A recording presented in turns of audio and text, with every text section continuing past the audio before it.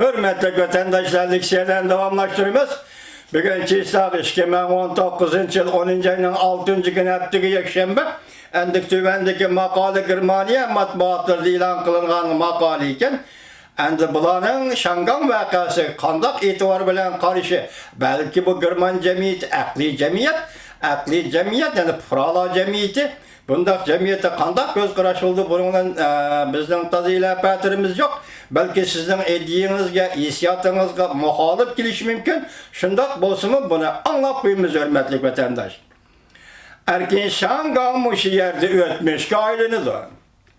Mavzulu haber 10. ayının 5. günü Germaniya dolkulur radyosu ilan kılındı. Haber mundak başlan. Şangan alaylar aynı hükümeti çekleş kanunu ilan kıldı. Bu Germaniya matbuatlarının kızgan muhakeme noktası aylan. Cenubi Germaniya gazeti mundak hesapladı. Bunda kılık kanun bilen başkuruşka çoğun bozgunçuluk elip gelirdi. Kaytırıp algılıp almaydı. Aynak yaptılık jurnalı ensirap bunda görsetti. Devlet bayramıdan kim beycan belki yeştimidin tep tartma Şangan'a kol selişi mümkün. Hürmetli Germaniya praları. Eğer beycan hükümeti Şangan'a kol salsa karab duramsılar. Her dünyasının bir vekili üstüde karab duramsılar Germaniya halkı. Geçiren ben sual koyup aldım. Miyon'da neşir kılındığın Cenubi Germaniya gazeti yeni gazet mavzuluk makalı ilan kılıp bunda görset. Şangan alaylar aynı hükümeti endi şineşki bulmaydıgan hükümettir.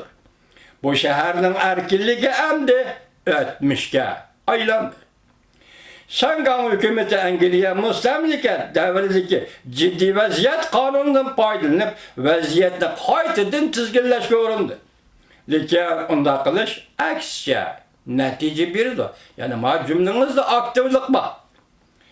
Namayişçilerin talepleri bunun ki erkinlik ve negizlik hukuklu kapalet ki iyi kılış idi.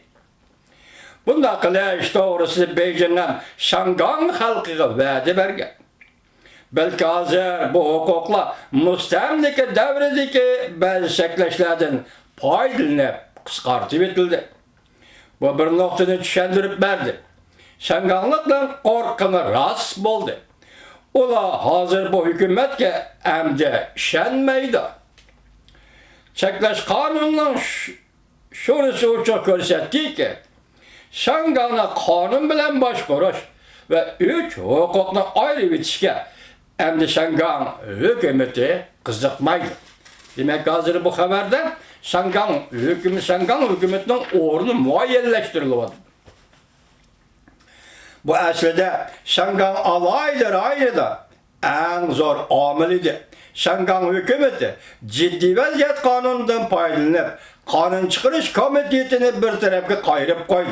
Bu hareket şansını yokutup yeniden gazap dolkunu kozgaydı Şangan. Namayışçıların işki kısmının barlık meseleleri göz karaşlar birdek emez. Lakin barlık Şanganlıklarının en mühim talepleri sakçılarının zorvallığını müstakil tekfiriş. Hatalı işsiz Cenubi Germaniya gazeti. Şangan halkının en mühim talebi hazırlıkçı bulup gelgen namayışları toğluğun şu an umumi sayılamını kolgu keltiriş. Siz bir yerde neme sakçılarının cinayetini yakayla kıyadırınız ya da kural işletkenliğini tekfiriş. Ama adıylaşırıp kapsayız. Germaniya'nın muhbiri. Zorvallıkla müstakil tekfiriş. Şangan hükümeti bu talep fikirle yakınlaşmadı. Belki yeni kanun ilan kılıp sakçıların gücünü küçeytti. Bu bir acellik signaldı. Demek Şanganlı sakçıların gücünü küçeytiş, bu Şangan halkı birliği acellik signaldır. Her kandak bir devlete kanun bilen başkuraş, ciddi vaziyet kanunun yolgu salgan deyin kirli tevreş uçuraydı. Kayni kaytıp kileş intayin az uçuraydı. Karaganda erkin Şangan tarihka aylanıp kaldı. Yakında neşirden çıkan aynak yaptırdık jurnalı ciddi vaziyet kanunu ve nikaplı neşir çekleş kanunu doğrusu zor ilan kıldı. Bir tal ok Mavzuluk makalası da ensirap mındak görset. Bayramdan keyin Beijing Şangang'a kol salıdı.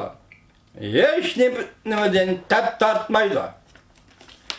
Şangang'a kol salıdı. Hiç nimeden tep tartmaydı. Ciddi vaziyet kanunu da keçidi yol yürüyüşünü çekleş. Akbarat, matbuatını senzor kılış.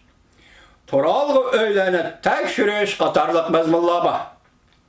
Şangang'ın negizi kanunu da ciddi peytli Beijing'den Şangang'ın işlerine aralışığı yol koyulga.